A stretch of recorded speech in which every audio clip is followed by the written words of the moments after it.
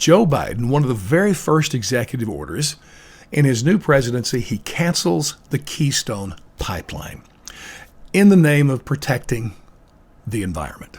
Now, it was Jesus who said back in Luke 14:28, who builds a tower without first counting the cost? It's just good business sense. It's common sense. That's what we're about here at the University of Billy. And of course, politicians are not known for common sense. But let me point out what I want you to understand about this canceling the Keystone Pipeline. This doesn't help the environment. It actually costs the environment way more. Now, you know about the other costs, the thousands of jobs, local economies that have been hit, U.S. steel companies, go through the rest. But listen, Biden doesn't care about people.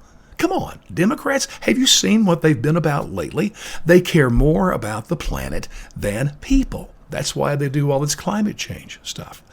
And so this move, they didn't even count the cost to the environment. That's my point. Now, if he wanted to save the environment, what he should have done, pick up the phone, call Justin Trudeau, the Prime Minister of Canada, and stop the deal in its entirety. Make sure there's no more crude oil coming out of the ground in Alberta, Canada, because that's where it's coming from. That, I could understand, would be an effort to, reduce the carbon footprint.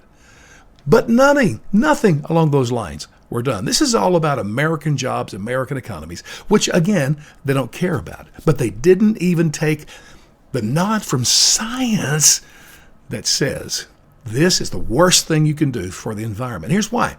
Since they didn't stop the deal with Alberta, since Alberta is still going to be producing this crude oil, then it's just going to change the way it's transported. And listen, scientifically, there is no question that the cleanest, the cheapest, the safest way to transport this oil is through a pipeline like the Keystone Pipeline. But now that that's gone, we're going to go back to the traditional gas-guzzling ways of using trailer trucks and trains and boats, whatever, to move this oil into our country. What a disgrace. I mean, who can compare the carbon footprint between those two options? It's truly unbelievable. So I share this to you as a cautionary tale about the way government works.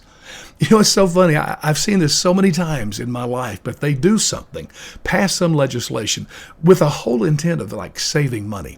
But in the end, it costs more than what it did before.